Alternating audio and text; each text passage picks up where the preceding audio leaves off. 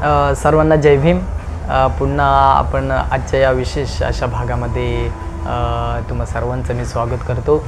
मागच्या पाठामध्ये जसं आपण बघितलं की प्रमुख 4 ज्या धम्मसंस्कार विधी होत्या त्या आपण बघितल्या।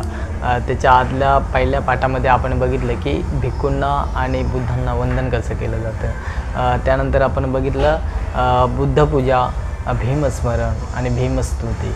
आणि आजच्या या विशेष पाठामध्ये आज आपण बघणार आहोत बुद्धवंदना, धम्मवंदना आणि संघवंदना। म्हणजे या तिन्ही ज्या गाथा आहेत त्या बौद्ध संस्कृतीमध्ये, बौद्ध संस्कार विधीमध्ये अतिशय महत्त्वाच्या अशा मानल्या जातात। या तिन्ही गाथांचा जर का आपण अर्थ बघितला तर प्रत्यक्ष बुद्ध त्यांच्या जीवनामध्ये, मानवी जीवनामध्ये ज्यांनी प्रत्यक्षात महामाया आणि शुद्धोधन यांच्या जन्मी एक माणूस म्हणून ज्यावेळी जन्म घेतला आणि त्यांचा जो संपूर्ण प्रवास होता अगदी बुद्धत्वापर्यंतचा, त्या संपूर्ण प्रवासामध्ये ते बुद्ध म्हणून किंवा त्यांचा बुद्धत्व प्राप्तीनंतरचा जो प्रवास आहे तो कसा होता, त्यांच्या या गुणांचं असं हे वर्णन प्रत्यक्षरित्या या बुद्धवंदनेमध्ये सांगितलेलं आहे। आणि म्हणून बुद्धवंदनेमध्ये जे गुण आहेत ते बुद्धांचे जे 9 गुण आहेत, हे 9 गुण आपण आपल्या आयुष्यामध्ये किमान त्या मार्गाकडे वाटचाल करणं आपलं आद्य कर्तव्य आहे। आणि म्हणून पवित्र असा भिक्खू वर्ग असेल, पवित्र असे जे उपासक उपासिका असतील जे या मार्गावरती चालण्याचा प्रयत्न करतात, सर्वांनाच यश मिळतं किंवा न मिळतं हे माहीत नाही, पण जो या मार्गावरती चालतो तो आपल्या आयुष्यामध्ये सुंदर प्रकारचा प्रवास जीवनाचा जो आहे तो अनुभवतो। आणि म्हणून या गाथेचं जे विशेष असं महत्त्व आहे, बुद्धांच्या गुणांचं जे कौतुक आहे, बुद्धांच्या गुणांचा केलेला जो आदर आहे, सन्मान आहे किंवा त्या गुणांच्या आधारे आपल्या जीवनाची केलेली जी वाटचाल आहे ते देखील सुखमय होऊ शकते। आणि म्हणून बुद्धवंदनेचा अर्थ आणि बुद्धवंदना आपण सर्वांनी समजून घेतली पाहिजे। सर्वांनी हात जोडायचे आहेत। मी पुढे म्हणणार आहे, तुम्ही सर्वांनी माझ्या शब्दांकडे लक्ष द्यायचं आहे। बुद्धवंदनेला सुरुवात होते। इतिपिसो भगवा अरहं सम्मा संबुद्धो विद्याचरण संपन्नो सुगतो लोकविदु अनुत्तरो पुरुष धम्म सारथी सत्था देव मनुष्यानं बुद्धो भगवाति बुद्धयावं जीवित पर्यंतं शरणं गच्छामि एच बुद्धा अतीताच एच बुद्धा नागथा पचुपन्नाच ये बुद्धा अहं वंदामि सर्वदा नथि मे शरणं अयं बुद्धो मे शरणं वरं एतेन सच्चवजेन होतु मे जयमंगलम् उत्तमंगेन वंदेहं पादपशु अरुत्तमं बुद्धो यो खलितो दोषो बुद्धो खमतु तं ममं यं किंचिरत्नं लोके विजति विविधापतु रत्नं बुद्ध समणति तस्मासुति भवन्तु ते यो सिन्नो सिन्नो वरबोधिमूले मारंससेन महति विजित्वा संबोधि मागच्छि अनन्तयानो लोकतमोतं प्रणमामि बुद्धं साधु साधु साधु।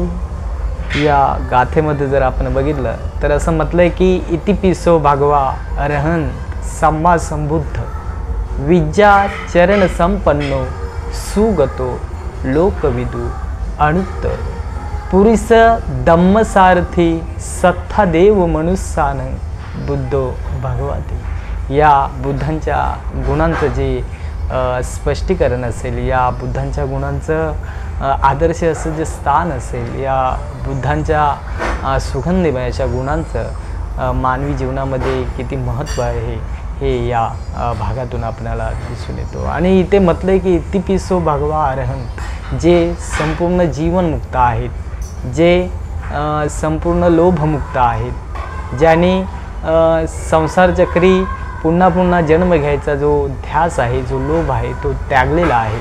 अशा या अरहंत ज्यांनी सम्यक चांगल्या प्रकारचं ज्ञान संपादन केलेलं आहे, ज्यांच्या ज्ञानाच्या माध्यमातून जी मानव जात आहे ती सुखी होऊ शकते. उत्तम असा, सर्वोत्तम असा मार्ग ज्ञानाचा कोणी मिळवला असेल तो बुद्धाने मिळवलेला आहे. आणि म्हणून त्यांना या गाथेमध्ये म्हटलेलं आहे की इतिपिसो भगवा अरहंत सम्मा संबुद्धो विद्या चरण संपन्नो. आपल्या आयुष्यामध्ये त्यांनी वेगवेगळ्या प्रकारे ज्ञानाचा जो साठा आहे तो मिळवलेला आहे. त्या ज्ञानाच्या माध्यमातून संपूर्ण त्यांचा जो संपूर्ण जो भाग होता, या भागाला त्यांनी बुद्धमय होण्यासाठी किंवा धम्माच्या मार्गाने चालण्यासाठी पहिल्यांदा स्वतः त्या विशिष्ट अशा विषयांमध्ये स्वतःला बुद्धीच्या प्रामाण्यामध्ये विद्वान केलं. छोट्या छोट्या ज्ञानाच्या माध्यमातून मोठा बलाढ्य असा ज्ञानाचा साठा त्यांनी निर्माण केला. आणि म्हणून त्यांना या गाथेमध्ये विद्या चरण संपन्न असं म्हटलेलं आहे.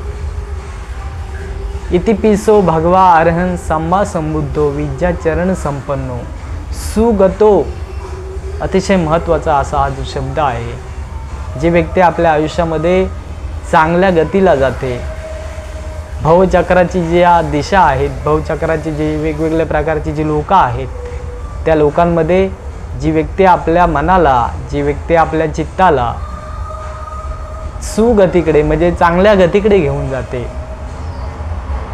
ती व्यक्ती आपल्या जीवनामध्ये चांगल्या प्रकारचं सुख अनुभवते. आणि म्हणून ज्या ज्या व्यक्ती अशा आपल्या जीवनाला सुगतीकडे न्यायचं काम करतात, त्या व्यक्ती आपल्या जीवन प्रवासाला बुद्धाने सांगितलेल्या मार्गाकडे वाटचाल करण्याचा प्रयत्न करत असतात. म्हणून या गाथेमधलेलं आहे सुगतो लोकविदू. लोकविदू या शब्दाचा अतिशय सुंदर असा अर्थ आपण बघू शकतो. एखादा माणूस आजारी असेल तर तो कधी कधी डॉक्टरकडे जातो. एखादी व्यक्ती प्रचंड व्याधीग्रस्त असेल तर तिला ॲडमिट करावं लागतं. एखादी व्यक्तीला आजारी असल्यानंतर देखील औषध मिळत नसेल तर वेगवेगळ्या लोकांकडे जाऊन तिला मार्गदर्शन घ्यावं लागतं. आणि म्हणून बुद्धांनी त्यांच्या जीवनामध्ये अशाच जे मनाने ग्रस्त असलेल्या व्यक्ती होत्या, ज्या अंधश्रद्धेमध्ये पडलेल्या व्यक्ती होत्या, ज्या ज्या अशा प्रकारे कर्मकांडाच्या मागे लागलेल्या व्यक्ती होत्या, त्यांच्यासाठी ते विदू झाले. विदू म्हणजे डॉक्टर झाले. डॉक्टर म्हणजे त्यांनी त्यांच्या आजारांवरती औषध शोधून काढलं. आणि ते औषध मनाच्या माध्यमातून, शरीराच्या माध्यमातून त्यांनी संपूर्ण जे विश्व आहे त्या विश्वाला अशा प्रकारे आजारातून बाहेर पाडण्यासाठी लोकविदू या पदाची त्यांनी आपल्या आयुष्यामध्ये प्राप्ती केली. अनेक लोकांना, अनेक बौद्ध भिक्खूंना त्यांनी या जीवनमानातून, व्याधीग्रस्त जीवनातून बाहेर काढण्याचं काम केलं. अनेकांच्या जगण्याला दिशा देण्याचं काम केलं. आणि म्हणून लोकविदू हा अतिशय महत्त्वाचा असा जो मुद्दा आहे, जो त्यांचा हा गुण आहे, तो आपल्याला घेण्यासारखा आहे. आणि म्हणून आपण देखील आपल्या जीवनामध्ये कोणत्या ना कोणत्या व्यक्तींच्या चांगल्या मार्गाला गेलं पाहिजे. आपल्या आयुष्यामध्ये पुण्याचा संचय केला पाहिजे. आपल्या आयुष्यामध्ये वाईट प्रकारचे मार्ग असतील, रोग असतील, पीडा असतील, संकट असतील, त्यांच्यावरती मात करायची असेल तर आपल्याला चांगल्या लोकांची सहवास करावा लागेल, चांगल्या लोकांचं मार्गदर्शन घ्यावं लागेल. आणि अशा प्रकारे सुगतीचा मार्ग जो आहे आपल्या जीवनातून आपण चांगल्या प्रकारे निवडू शकतो. लोकविदू अनुत्तरो. अनुत्तरो म्हणजे अगदी निरंतर, ज्याची सीमा नाही, ज्याचं जे काम आहे ते अविरतपणे अशाच प्रकारे पुढे पुढे पुढे पुढे चालू राहील. त्याच्यासारखं कोणीच नाही. निरंतर एक फक्त आणि फक्त बुद्धच तो जो विचार आहे तो निरंतर पुढे न्यायचं काम करत असतो. अनुत्तरो पुरीस धम्मसारथी. मानवी जीवनामध्ये जर आपण बघितल्या तर 2 प्रकारच्या जोड्या असतात. पती पत्नी ही एक जोडी असते, कुशल अकुशल ही एक जोडी असते, किंवा भिक्खू भिक्खुणी ही एक धम्म सांगण्याची जोडी असते. आणि म्हणून या जोड्या मिळून एक विशिष्ट प्रकारचा समाज बनत असतो. आणि या समाजाला पुढे न्यायचं काम बुद्धांचे जे विचार आहेत ते करत असतात. आणि म्हणून उपासक असेल, उपासिका असेल, भिक्खू असेल, भिक्खुणी असेल, या जोड्यांचा जो अभ्यास आहे तो धम्म म्हणजे एकमेकांच्या सोबतीने पुढे घेऊन जाणार आहे.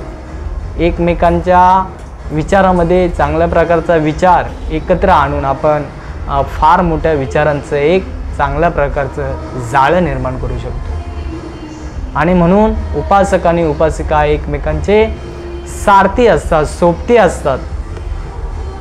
त्यांचे विचार हे समाजाला पुढे घेऊन जायचं काम करत असतात. आणि म्हणून बुद्धांचा हा जो धम्मसारथी हा जो विचार आहे, हा जो गुण आहे, तो अतिशय कौतुकास्पद किंवा बलाढ्य असा हा जो विचार आहे.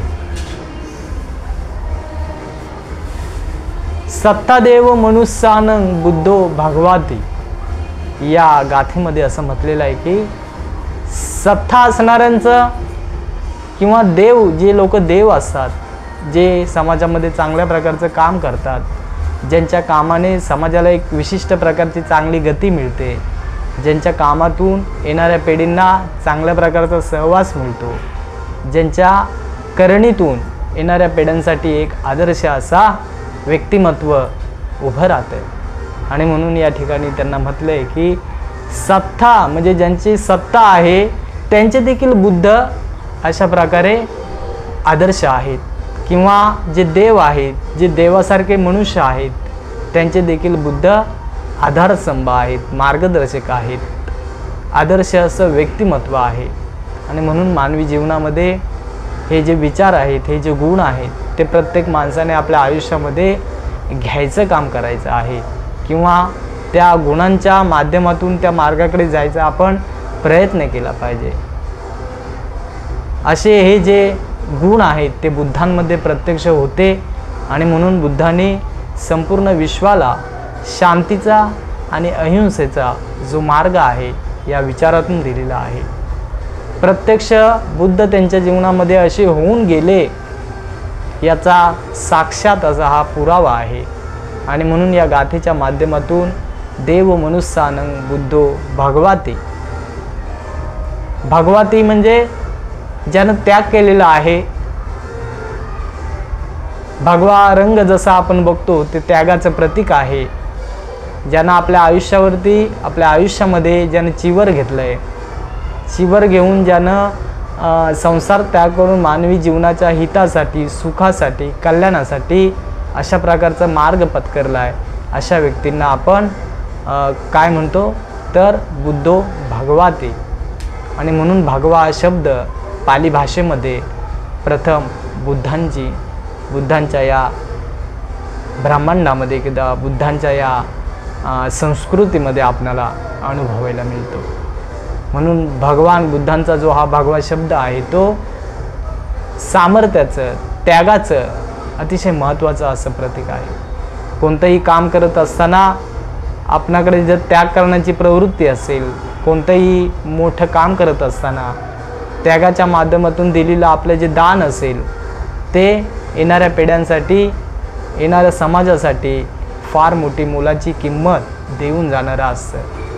आणि म्हणून एखादी त्यागी व्यक्ती प्रामाणिकपणे आपल्या जीवनामध्ये अशा प्रकारचं काम करत असेल तर तिचं जे काम आहे ते येणाऱ्या कित्येक पिढ्यांसाठी मार्गदर्शक ठरतं, आदर्श ठरतं. आणि म्हणून या गाथेमध्ये इतिपिसो भगवा अरहं सम्मा संबुद्धो विद्याचरण संपन्नो सुगतो लोकविदु अनुत्तरो पुरिस धम्म सारथी सत्ता देव मनुष्यान बुद्धो भगवती. अशा प्रकारचे हे जे बुद्ध आहेत माझे ते साक्षात असे झाले, त्यांच्याकडे हे गुण होते. आणि म्हणून विश्वामध्ये वेगवेगळी जे आपण प्रतीकं बघतो, वेगवेगळे आपण रत्न बघतो.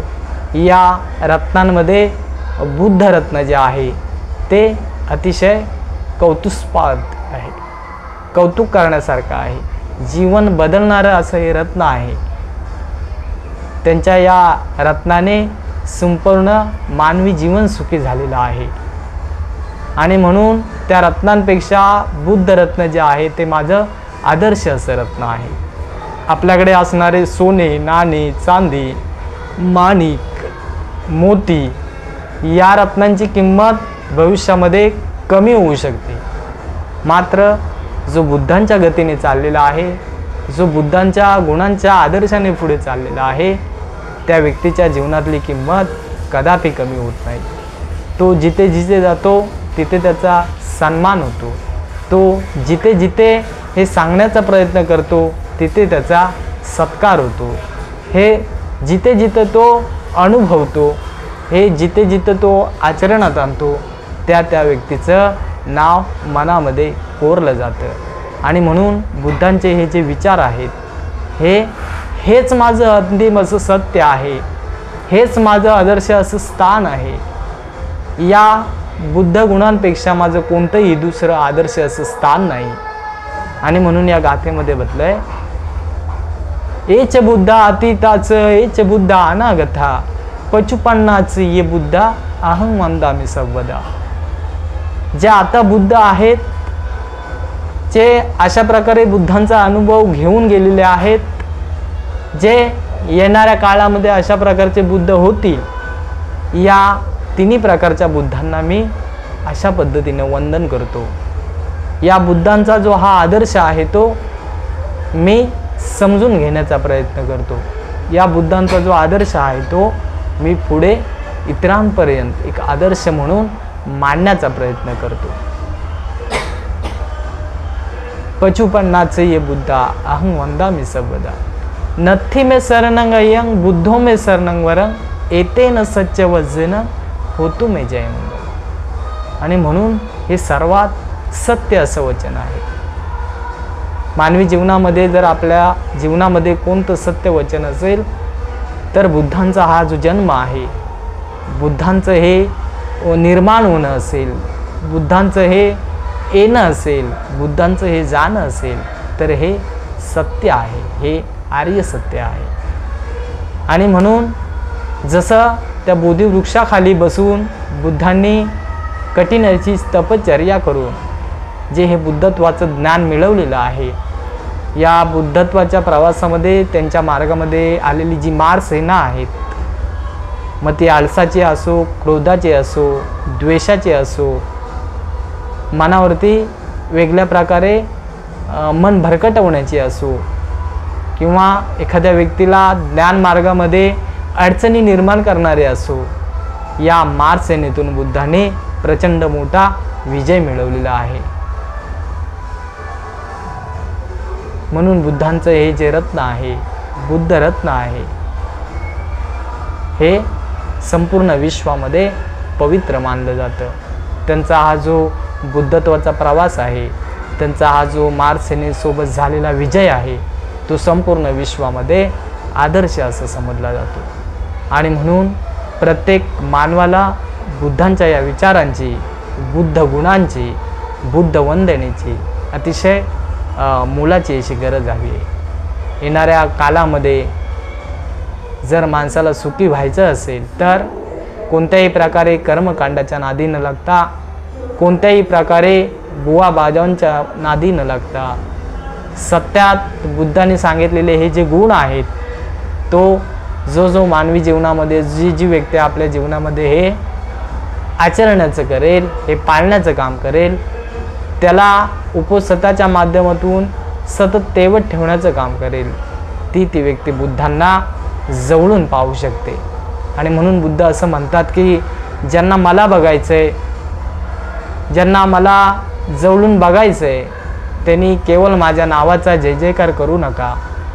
माझ्या या गुणांचं मी दिलेला जो सम्यक असा मार्ग आहे, त्या मार्गावरती जर तुम्ही चाललात तर तुम्ही जीवनामध्ये मला प्रत्यक्षात पाहू शकता, असं बुद्धांनी सांगितलेलं आहे. आणि म्हणून पाली त्रिपिटकामध्ये, पाली बौद्ध ग्रंथांमध्ये बुद्धांना जर आपणाला वंदन करायचं असेल तर या बुद्ध गुणांना, या बुद्ध वंदनेच्या माध्यमातून आपण जाणून घ्यायचा प्रयत्न केला पाहिजे. आणि म्हणून या विशेष अशा गाथेमध्ये आज आपण बुद्ध वंदनेचं जे महत्त्व आहे ते या ठिकाणी बघितलेलं आहे. संपूर्ण जी बुद्ध वंदन आहे ते आपण सुरुवातीलाच घेतलेले आहे. हे आपण लहान मुलांना देखील सांगितलं पाहिजे की बुद्ध कोण होते. बुद्ध सिद्धार्थ अगोदर होते आणि त्यांचा जो बुद्धाचा ज्ञानप्राप्तीचा जो प्रवास आहे त्या प्रवासानंतर त्यांना बुद्धत्व म्हणजे ज्ञानप्राप्ती झाली. आणि ती ज्ञानप्राप्ती त्यांनी पहिल्यांदा पंचवर्गीय भिक्षू यांना सारण्यात येते. पवत्तन सुत्ताय या सुत्ताच्या माध्यमातून जो आदर्श असा जो त्यांना लाभलेलं जे ज्ञान होतं त्या ज्ञानाच्या माध्यमातून त्या पंचभिक्खूंपासून सुरू झालेला हा जो बुद्धत्वाचा प्रवास आहे, हा जो बुद्धत्वाचा प्रसार आणि प्रचार आहे तो मानवी जीवनाला सत्याकडे नेण्याचा प्रयत्न करतो. म्हणून बुद्ध वंदनेचे जे हे गुण आहेत ते मानवी जीवनामध्ये आदर्श असे मानले जातात. बुद्ध गुणांचा आदर्श जी व्यक्ती घेते ती व्यक्ती आपल्या जीवनाला उच्च स्तरावर घेऊन जायचं काम करत असते. आणि म्हणून मित्र आणि मैत्रिणींनो, आज या विशेष पाठामध्ये आपण बुद्ध वंदना आणि त्याचा अर्थ अतिशय थोडक्या शब्दामध्ये कमी वेळेमध्ये समजून घेत आहोत.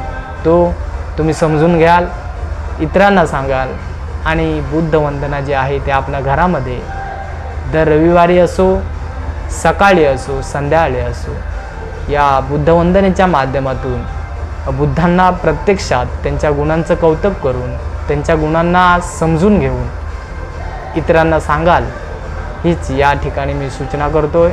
आणि तुम्ही सर्वांची या पाठामध्ये विशेष अशी रजा घेतोय.